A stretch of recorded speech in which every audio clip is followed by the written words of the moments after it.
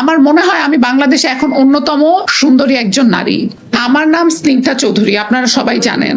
আমি একজন মডেল এবং অভিনেত্রী এবং অভিনেতা।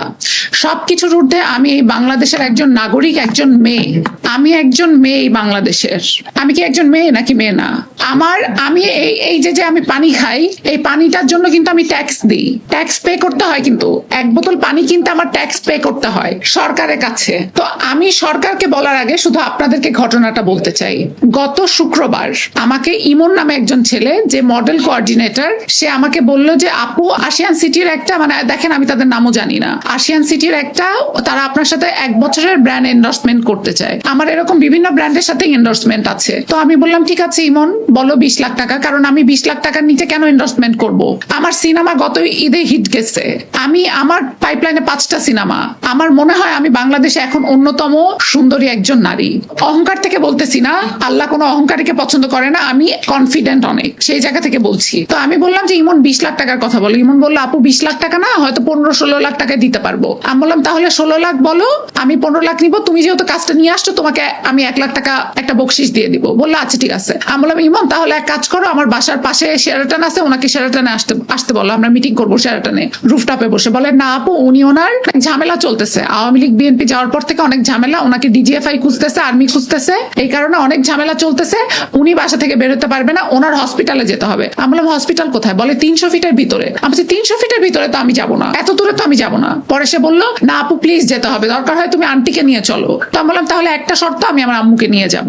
তখন আমি আমার গাড়ি নেইনি, আমি উবার দিয়ে গেলাম। উবার দিয়ে 300 ফিটে গেলাম। উবার দিয়ে 300 ফিটের ভিতরে একটা চিপার মধ্যে একটা পুরো মেশিন আশিয়ান মেডিকেল করে রাখছে, যেখানে কোনো রোগী নাই, যেখানে কোনো অ্যাম্বুলেন্স নাই, যেখানে কিচ্ছু নাই। এবং সে এমন একটা সুড়ঙ্গ করে রাখছে যেখানে মনে করেন যে ঢুকতে গেলে করিডরে ফিঙ্গারপ্রিন্ট। হসপিটালের করিডরে ফিঙ্গারপ্রিন্ট লাগে কোন হসপিটাল? আমাকে বলেন আপনারা, কোন হসপিটালে লাগে ফিঙ্গারপ্রিন্ট ঢাকা শহরে?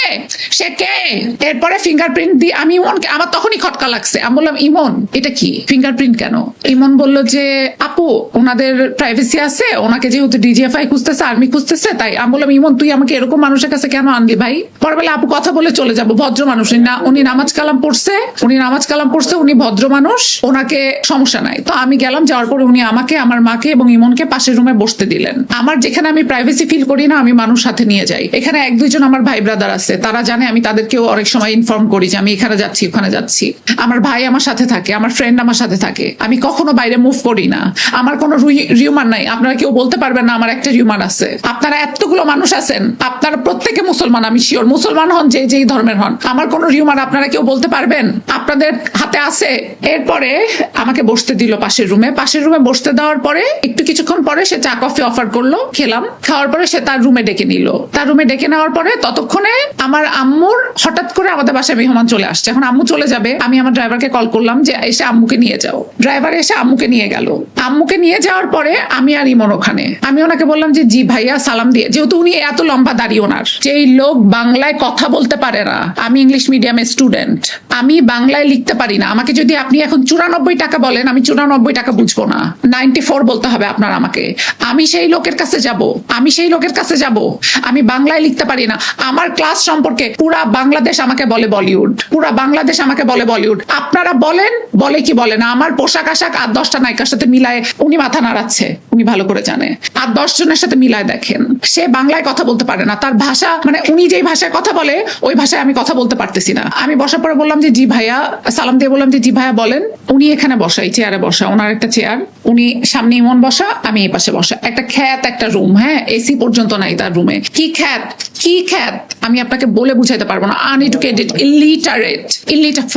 ইলিটারেট অ্যাসল, যার কথা বলার অ্যাবিলিটি নাই। আই অ্যাম এডুকেটেড, আমি বিএসএস ইন ইকোনমিক্স করেছি, আমি মাস্টার্স করেছি ইকোনমিক্সে। আমার ফ্যামিলি ব্যাকগ্রাউন্ড সম্পর্কে যদি কেউ জানে, he is a fucking illiterate. আমি যতটুকু জেনেছি সে আগে মাছ ধরতো, সে জেলে ছিল, জেলে থেকে সে বালি দিতে বালি ভরাট করতে এবং মানুষের জমি দখল করতে সে আজকে এই জায়গায় আসছে। আমার ফেসবুকে হাজারো মেসেজ আসছে, সবাই আমাকে মেসেজ পাঠাচ্ছে, আমাদের এই জমি দখল করছে, সেই জমি দখল করছে। একটা ভয়েস আপনাদেরকে আমি শোনাবো, একটা ভয়েস আমি আপনাদেরকে শোনাবো, দাঁড়ান, আমি একটা ভয়েস শোনাবো, শুধু কালকে রাতে একটা ভয়েস শোনাবো। ও কি অ্যারেস্ট হয়েছে? অ্যারেস্ট করতে পারছেন ওকে? তাহলে কি ওকে অ্যারেস্ট করতে পারছেন? ও আমাদের 6 বিঘা জায়গা দখল করে আছে। যতবার আমরা সাইনবোর্ড দিই ততবার ও উঠায় ফেলায় দেয়। কাস্টমার নিয়ে গেলে আমাদের জায়গা ঢুকতে দেয় না, আমাদের ঢুকতে দেয় না। ও কত লোকজন রেখে ভয় মানে করে, সন্ত্রাসীগিরি করে। ওর তো অনেক কাহিনী আছে। থানাটা আছে, থানার কিন্তু সবকিছু কেনাও। থানার পুলিশ ওকে আগে থেকে সরায় দেয়। আগেও অনেকবার ওয়ারেন্ট নিয়ে আমরা গেছি, ও পুলিশ ওকে সরায় দেয় আগে থেকে। এটা মাথায় রেখেন। এটা একজনের ভয়েস শোনাইলাম, এরকম হাজার। আমি তো আপনার কাছে নাম ডিসক্লোজ করবে না, আমি তো আপনার কাছে নাম ডিসক্লোজ করব না। আপনি তো আমাকে ভাইয়া এটা বলতে পারেন না, এটা কি? আমি তো কারো নাম ডিসক্লোজ করব না। এটা একজন ভুক্তভোগী, এরকম 100 ভুক্তভোগী আছে। এরপরে তার ওখানে বসে থাকলাম, সে আমাকে হঠাৎ করে বলতেছে কি, তরে তো আমি ওই ভাষায় কথা বলতে পারি না, আমি চেষ্টা করতেছি, বলে তরে তো আমি 3 মাস ধরে 6 মাস ধরে খুঁজতেছি। আমি বললাম যে মানে সরি এক্সকিউজ মি, তরে তো আমি 6 মাস ধরে খুঁজতেছি, ধরেন আমি এটা, তরে তো আমি 6 মাস ধরে খুঁজতেছি। আমি বললাম সরি, আমি বুঝলাম না, আপনাকে তো আমি আজকে প্রথম দেখলাম, আপনি আমাকে 6 মাস ধরে খুঁজতেছেন মানে? বলে তোর বাড়ি ব্রাহ্মণবাড়িয়া না? আমি তো আকাশ থেকে বললাম, সারা বাংলাদেশ জানে আমার হোম টাউন রংপুর, আমি উত্তরবঙ্গের, আই এম ফ্রম রংপুর। বলে ইংলিশ, একটা মুখের ভাষা খারাপ করে বলছে, ইংলিশ বুঝতে পারছেন? কি বলতে পারছে? ইংলিশ ইউজ করো না, সেটা সে খারাপ ভাষায় বলছে। আমি তখন ইমনের দিকে তাকাইলাম, ইমন মাথা নিচু করে আছে। আমাকে বলে তুই আমার থেকে 7 লাখ টাকার পর্দা কিনা নাস নাই? আমি বললাম যে 7 লাখ টাকার পর্দা কিনে নিব? আমার বলে তুই মিরপুর থাকস না? তখন গেছে আমার মাথা ঘুরে, আমি তো বুঝে গেছি যে কাহিনী অন্য। It's been 6 years I am living in Banani, my house is in Banani. আমি একটা গাড়ি মেনটেন করি, এমন গাড়ি যেই গাড়ি মিরপুরে ঢুকবেই না, হ্যাঁ, যে গাড়ি মিরপুরে ঢুকবেই না। And it's been 6 years I am living in Banani in one house. এরপরে আমি ইমনকে বললাম যে ইমন আমার সাথে এদিকে আসো। ইমন আমাকে ওয়াশরুমে নিয়ে গেল। ওয়াশরুমে নিয়ে যাওয়ার পরে দেখি ওয়াশরুম, ধরেন এটা ওয়াশরুম, ওয়াশরুমে ঢুকে দেখি ওয়াশরুমের ভিতরে একটা গোপন ফ্ল্যাট, ওয়াশরুমের ভিতরে একটা টর্চার সেল, গোপন ফ্ল্যাট, বিছানা টিছানা সবকিছু ওয়াশরুমের ভিতরে। আমি তো দেখে ভাই, আমি তো দোয়া পড়া শুরু করে দিছি।